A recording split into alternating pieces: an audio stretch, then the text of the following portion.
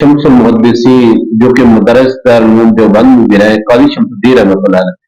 तो काजी शमसुद्दीन रहमतुल्लाह अलैह की सोबत उनको कब मुयस्सर हुई और उनके पास पढ़ने का मौका कब मिला?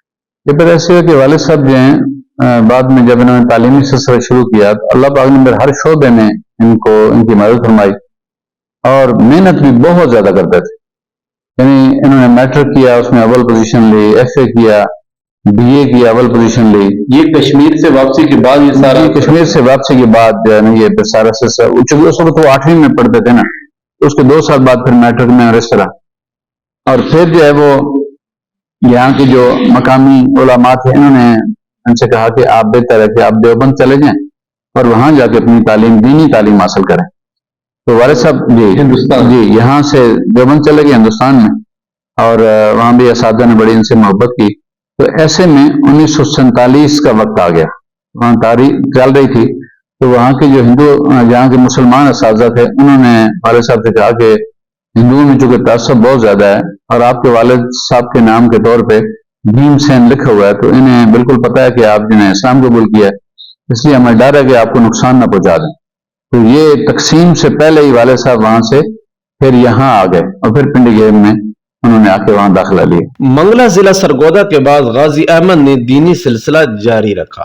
वो मंगला से सीधा 1942 में मदरसा खादिम शरिया पिनीगेब जिला अटक शेखुल मुहद्दिसीन काजी शमसुद्दीन साहब के पास पहुंच गए।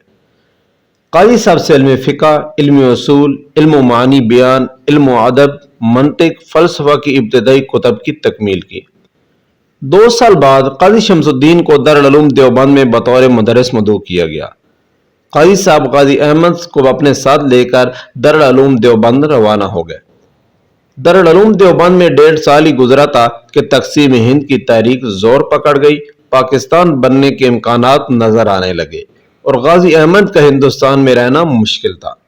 तो काजी शमसुद्दीन और गाजी अहमद दारुल उलूम देवबंद को छोड़कर दोबारा वापस मदरसा खादिम शरिया पिनीगेब पहुंच गए। गाजी अहमद 6 साल तक काजी शमसुद्दीन रहमतुल्लाह अलैह से तालीम हासिल करते रहे और 1948 में अफारिग तहसील हुए, इम्तिहान दिया और सूबा भर में अव्वल पोजीशन हासिल की। प्रोफेसर साहब ये जितना अरसा दरमियान में गुजरा, उनका स्कूल की तालीम, उन्होंने मैट्रिक की, इसी तरह प्राइमरी किया, तो पहले तो चलो आपके वालिद साहब के वो जेर साया थे और जब वो दोबारा कश्मीर से यहाँ आ गए तो ये जितना तालीमी सिलसिला था तो इनके अखराजात कौन बर्दाश्त करता रहा? ये इब्तदाई तौर पर तो जाहिर है बुछाल कलाम वाला ही बर्दाश्त करते थे, रहे भी है बुछाल कलाम में। तो ये फिर 1947 में जब हमारे रिश्तेदार जो हैं दादी अम्मा और हमारे जो हैं दादाजी और भाई अब्बाजान के जा रहे थे, तो उन्होंने फिर दादी अम्मा ने बुलाया, यानी बेटा अब हम तो जा रहे हैं यहाँ से, तो अब ये घर हम तुम्हारे हवाले करना चाहते हैं।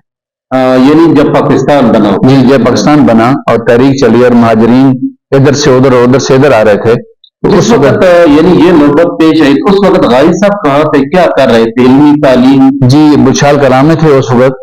और फिर ये हुआ कि अपनी तालीम पिंडीगेब से जब छुट्टी आते थे तो बुछाल कलाम ही आते थे उस वक्त, यानी वो काजी शमसुद्दीन रहमतुल्लाह अलैह से। जी जी।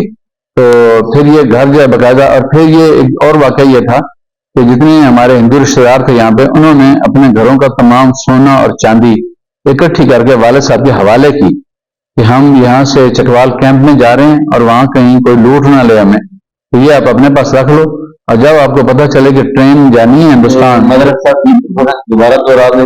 जी ऐसे हुआ कि जब ये वालिद साहब का आना जाना शुरू हो गया यहाँ मियानी में, ठीक है, उस दौर में 1946 में 46 हिजरत करके चले गए थे जी उसके बाद 1946 में उनका आना जाना शुरू हो गया।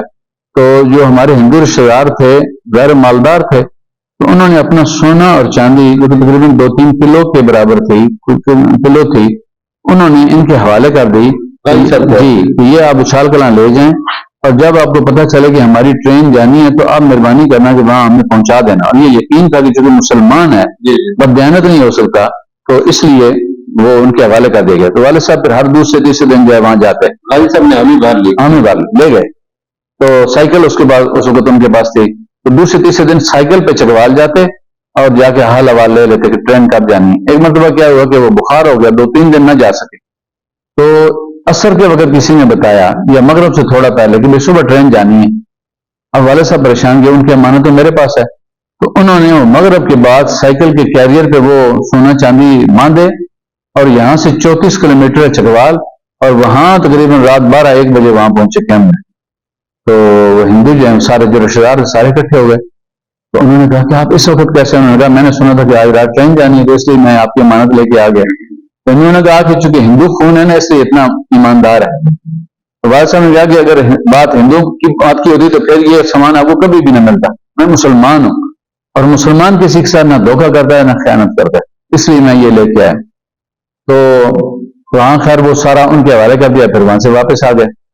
تو دادی یعنی والد صاحب کی خواہش تھی کہ ایک بھائی میرا جو ہے نا دادی اماں یہاں چھوڑ دیں، اور دادی اماں نے چھوڑا بھی صحیح، لیکن باقی انہوں نے کہا کہ نہیں، اس سے یہ بھی مسلمان ہو جائے گا تو اس سے آپ ہم اپنے ساتھ لے کے جائیں گے. تو اس طرح وہ انہیں بھی ساتھ اپنے لے گئے. والد صاحب یعنی اپنے گھر میں رہتے تھے، تنہائی تھی، مشکل دور تھا، مالی حالات بھی اتنے اچھے نہیں تھے. خیر ہے سارے بہن بھائی والد سارے چلے گئے، اکیلے رہ گئے. تو اس دور میں انہوں نے چند اشعار جو ہے نا وہ ایک نظم کہی، اگر آپ کہیں تو وہ میں بتا دوں. انہوں نے یہ نظم کہی کہ یاد ان کی آ گئی ان کے چلے جانے کے بعد، روح کو تڑپا گئی ان کے چلے جانے کے بعد، ان کے ہوتے سہل تھا محفل سے اٹھ جانا میرا، موت بھی گھبرا گئی ان کے چلے جانے کے بعد. اف ہجوم یاس و ہرما ڈوبتا جاتا ہے دل، کیا قیامت آ گئی ان کے چلے جانے کے بعد. لاکھ سمجھایا زبی مزمحل نے قلب کو، یہ زبی تخلص کر رکھتے تھے، یاد پھر بھی آ گئی ان کے چلے جانے. یہ بڑا مشکل دور تھا، اکیلے پن کا دور تھا.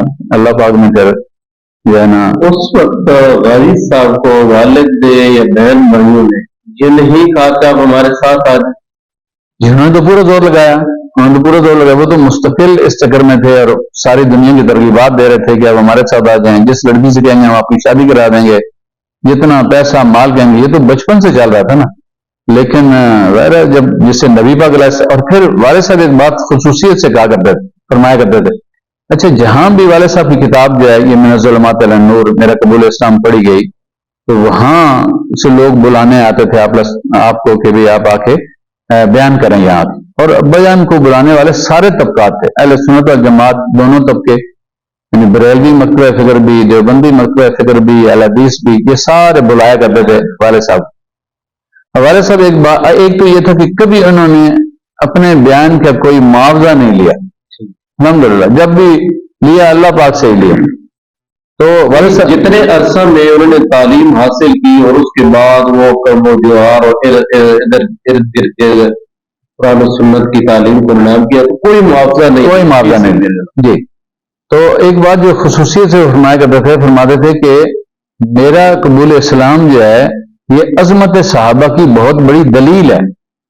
لوگ بڑے حیران ہوتے تھے کہ عظمت صحابہ کی دلیل آپ کا اسلام کیسے ہو سکتا ہے. پھر والد صاحب فرمایا کرتے تھے کہ دیکھو 1400 سال بعد ایک بچے کو نبی کریم علیہ السلام کی زیارت ہوتی ہے اور وہ کہتا ہے جان چلی جائے دین نہیں چھوڑنا، اسلام نہیں چھوڑنا. تو ان حضرات کے ایمان کی تم کیفیت دیکھو وہ کیسی ہوگی جو 23 سال تک نبی کریم علیہ السلام کی خدمت اقدس میں رہے.